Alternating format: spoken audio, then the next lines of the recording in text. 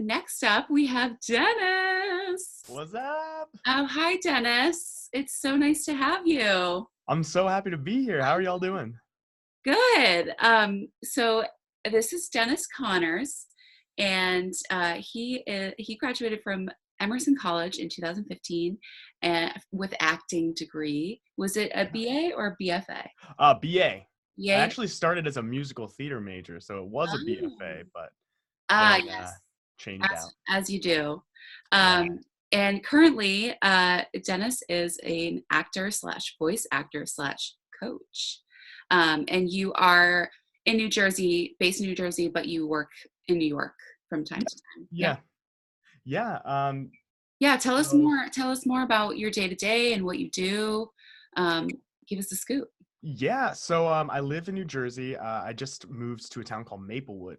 It has a great train right into the city, and it takes me like 30 to 45 minutes.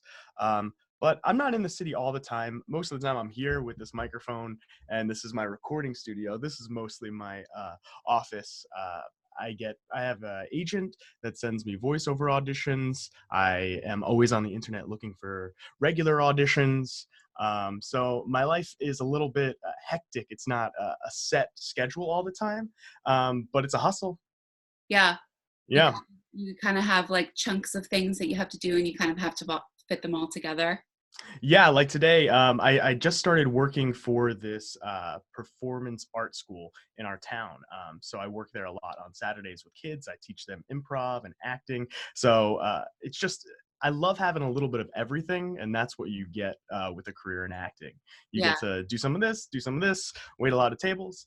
But So since you've graduated, you've been involved pretty consistently with acting in that realm, right? Yeah, so I graduated in 2015, and then immediately I got to work auditioning in New York. uh, the auditions are mostly either voiceover or musicals that are offered more broadly in New York. So I started out auditioning for musicals after musicals, shows after shows, and I was non-union at that point. So I had to get up real early, make sure I was high up in line because for all these musicals, they're union calls. So all the union members get to go first, and then you get to win. So I paid my dues that way, and eventually I became union. I did Beauty and the Beast and Cinderella at a Equity Theater, and now I have my card, so I don't have to get up at 5 a.m. anymore. Wow. And then So since graduating too, it was becoming burdensome, the lack of auditions and consistent work, especially in musicals. So I pursued a commercial agent and a voiceover agent and got super into voiceovers. And the best thing about voiceovers is you get to audition like 3 to 5 times a day, whereas I used to be auditioning like 3 to 5 times a week. So I love just being able to practice my craft every day. would you recommend for anyone pursuing acting to go the union route? That uh, That's a tough question. You have to like choose to join the union when it's your time. I joined the union because I wanted to make sure that I was just auditioning at the highest levels. Also, I had been cast in a couple of shows where the bosses were taking advantage of their workers or not paying on time. And the best thing about being in a union is you have a whole bunch of people fighting on your sides to make sure you get paid. There's certain practices that have to be followed, so it's a healthier work environment, which is why I chose to join the union. Okay, yeah, that makes sense. Um, Yeah. so going back to your time at Emerson, what made you want to transition from musical theater to just a BA in acting? It covers a broader range, I'm sure, right? Yeah. So it was multifaceted. The reason why I wanted to join, or to drop the BFA and just have a BA. Part of it was Zeta. Right when I pledged Zeta was when I dropped out of the BFA program and into the BA program.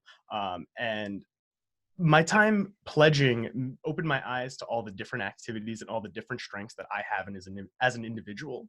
And I realized that just doing musicals alone or just learning that part wasn't enough for me. And also I wanted to go study in LA, which I got to do. I got to go to the castle over in the Netherlands. So it worked out in the end. Yeah, that's awesome. So I'm just asking this because I'm curious. Yeah. What made you want to go to Emerson for that? Were you always involved in musical theater, or like how did you become passionate about that? Yeah, I've been into musicals since I was in third grade, honestly. Right after, like, around third grade, I started taking voice lessons, and I was told that there's this whole world of musicals. And at first, I didn't like it at all. So I was like, nah, this ain't for me. But then I started loving it and loving it. And then when I was looking at colleges, I never even considered Emerson. I wanted to go to NYU, stay in the area. But I checked out Emerson and fell in love. It was just the community. And I think even more so, that's the community that I got from Zeta specifically. So it was like another microcosm of goodness. Yeah. So so while you were doing those things and also becoming a member of Zeta, have you found that like your experiences from that translate into what you're doing now, or have you noticed any parallels or anything that you look back on and you're like, wow, thank God I learned that while I was in Zeta? Yeah. So back in May, I got to film a horror slasher that's coming out next year. It's called The Canyonlands, and I was stuck in a cabin in the middle of the woods with no cell service, well, a little bit, but here and there, and for a whole month. So I had to learn how to interact with them, and the whole entire time I was thinking about how similar it was to the pledging process, and I found out that with the pledging process for me going through it. I wanted to keep optimistic. I wanted to keep focused, and I wanted to be nice. I wanted to make sure that everyone was taken care of and being heard. And I took those things that I learned from the pledging process and applied them to being stuck in the cabin in the woods on set. And so I think it paid off. I got a lot of contacts. I became friends with everybody, and we did a really good job. Yeah. Right before you came on, we were just talking about something similar of like, there's something about being in these circumstances that kind of just take down your walls and really kind of not push you to your limit, but just kind of put you outside of your comfort zone. And when you're in that spot, to be surrounded by people that are seeing your true colors in those situations is a very bonding experience. Yeah, 100%. I Yeah. completely agree with that. A lot of people are too afraid to be vulnerable and just be themselves, so they hide themselves away. Mhm. And with Zeta, you were encouraged to open up and to be a part of the community. And I think that that in itself really helps you as a person. Yeah, for sure. So let's go back to like your resume. What projects have you been involved with since you've graduated? Kind of just give us a brief overview of what you've been doing since you've graduated, projects, roles, and give us like your favorite one or your favorite project, your favorite role that you've been involved with. Yeah, absolutely. My favorite role was actually in the Canyonlands. And a quick Yeah. side note, my big got me that job. Kurt Wow. Nakanishi, he was like, he texted me, he's like, are you available here? Our actor can't do it, and we're looking for someone. I was like, yeah. And I got in contact with the director, auditioned, and booked it. I So love you never that. know what connection is going to get you That's somewhere. the most relevant thing ever right now. Yeah. All right. And then funny story. This is away from the question, but last night I went out karaokeing with a bunch of Zetas. My GG Big Jeff Rizzy was over in New York, so we all went out karaokeing. That's So it's amazing. always alive. Yeah, yeah. It's funny how Zeta can kind of pop back into your life in such unexpected ways. Yeah, like Marla D'Amatos was there. I'm trying to think out. I think that yeah, I think those were the Zetas. But yeah, Yeah.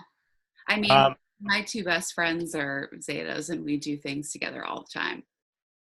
yeah. So am I. Like that's why I go to California all the time. I have to visit my friends from Yeah. Zeta specifically. Yeah. So Oh, tell us a little back bit to the resume. about, yeah, about like the other projects and roles you've had in the past, and Yeah, absolutely. So like I said, I right after college, I went back to the musical theater roots, auditioned a bunch. I got into Beauty and the Beast and Cinderella. I played Cogsworth and Wesley, which was the prince's advisor. Then I got signed with my agent, started doing voiceovers and commercials. I booked the Firehouse Subs gig, where I just eat a sub and give a good thumbs up. Uh, that was pretty fun. So a little story about that. They had a guy with a bucket to catch any sub that I didn't want to eat, but I felt so bad. I didn't want to spit in this guy's bucket, so I ended up eating 4 whole subs while shooting the commercial. Yeah, Wow. I love this behind the scenes take. I didn't even and think about how people spit out food to do yeah, all the takes. That's insane. but it was delicious. It was Yeah. delicious. So I continued it, and then the other big project that I absolutely love doing. I'm in a podcast for young audiences called 6 Minutes, and it's about superheroes and these kids that have powers. And I'm the villain. I'm called Magnus. I can shoot fireballs. I can burn things, burn through things. So what's really cool is I booked that gig, and I ended up moving to the town that it was recorded in. If I didn't get that Oh, gig, I wouldn't have been here. But wow. it's a lot of fun. That's I'm trying to awesome. think what other roles. Oh, I've been well, doing a lot of commercials. I actually just remembered this. I was watching an episode of Drunk History one time, and I was watching it and I was like, is that Dennis? Didn't you do like a short thing for Drunk History? Or I like I don't know. I you were in don't. old timey clothing? Oh, that was for Mysteries at a Museum. That's what it was. Yeah, Mysteries at and the Museum. I love that show. yeah, And I saw you in it. That's so funny. yeah. I had it like I think that episode I was another character where I got to steal someone's gold too, which was weird. But another tip for young actors getting right out of college. I think it's really good to sign up for casting networks and to do a lot of background work. Yeah. I think it's just great work. You meet other people that are like minded. A lot of people say don't do background work. I think it's great. I think you should pay your dues. You can get good money, and it's a long day. But also, I think that it's valuable if someone asks you about it, that you can say that you have on-set experience. Because Mhm. if people know that you're reliable on set, that you're not going to be fooling around, that you can take direction, they're 10 times more likely to listen to you. And that's applicable to any industry. Yeah. I think really what it comes down to at the end of the day is, can you do simply the thing that I'm asking you to do? Yeah, I think that from a person in college's perspective, I know I put a lot of pressure on myself to act a certain way or present myself a certain way when really nobody really cares about that kind of stuff. They just want to know that you can do the thing that you're being asked. Um, exactly. Yeah. It's a mix of that. That's the number one thing. And then the other thing is being yourself. mhm. I think people are too afraid to be messy, like we were talking about before, how Zeta allowed us to be a little bit more in our bodies. I think that extends to people trusting you, because if you know yourself, people are more willing to trust you Mhm. because they know that you have your ducks in a row. Yeah. And And you're if going to be people honest. yeah, and then it translates into auditions. Like a big problem that young voiceover actors have is that they try to push any Mhm. actor. I guess they like want to do it big, and they just tense up. And I think when you take a step back, you learn who you are and be grounded in yourself. You're able to understand the script a little bit better. You're able to relax into the moments Right. in the Yeah. audition. But it's more about the inward than the outward experience, and I think a lot of Yeah. people pursuing acting and being in theater often do that, where it's like they're trying too hard because they're looking for external validation than really spending that time with themselves, being present and focused on the material and what's in front of them. Yeah, 100%. Yeah. Yeah, and it's like it goes back to trusting yourself too. Hmm. And then another like quick tip: when you go to auditions or any acting gig, you're better off making one or two strong choices that you're confident in, that you can relax into than to try and like dissect a character a million ways before going at it. Simpler is always better. And, you know, as complex as humans are, we're not that complex. Like, we want to be happy, we want to be healthy, and we want like people around us. And so a lot of characters stem from those things Yeah, for more sure. so than like the thoughts.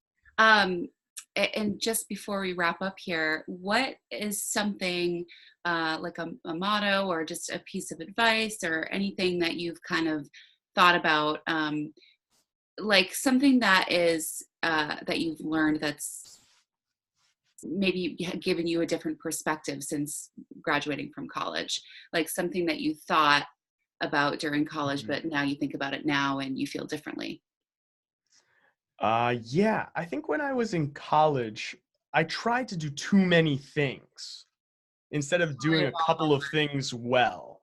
And I Mhm. think when you become an adult, you gotta prioritize better and find what you like best. And I think that it ends up usually being what you do best. So just, relaxing. And my whole thing is relaxing. If you're not relaxed, then you're not yourself. And I guess that's also what I learned since Yeah. college, is just to like chill. Yeah, yeah. I think that goes a little hand in hand with what Alina was saying earlier of like waking up and wanting to be happy at your job and do what you love. Yeah. I think ultimately that mentality and just always being, um, honest with yourself and putting your best authentic self out there is ultimately how you make genuine connections Mhm. and kind of propel yourself, because at the end of the day I think you need other people to grow. Exactly. And that leads me to my second point, is that it's all about being nice. It's not like a lot of people are like, oh, you just want to be the nice guy. You want to be like, make sure there's no conflict. And that's not what I'm saying at all. It's when you look at your fellow person, your fellow actor, the producer, whoever you're working with, just extending courtesy, like seeing what they need if you have free time and helping them out. And it always pays off being a good person and a good friend. And that's key to take away too. Yeah, yeah, I would agree with that. um, well, thank you so much for joining us, Thank you. Dennis. It I'm was so glad. hearing from you. Yeah, Yeah. it's cool. It's very cool to know and talk to someone in the acting world that is making it work. Because I mean, I graduated from Emerson with a theater education degree. I thought I wanted to pursue acting, but it's hard. It's a hard career, and I think Yeah. really awesome that there's people like you who can be an inspiration to people pursuing acting and know that it's possible to like do all these different things and go down routes that maybe aren't typical but can still get you the same results. I think when you're pursuing acting, it's like this is the way that it has to be done if you're going to be an actor. Hmm. And it's nice to know that there are other routes that you can take just as seriously. Yeah. What I completely agree. Yeah. Thank you. Yeah, cool. Well, thanks, Dennis, for Thank chatting you. with us.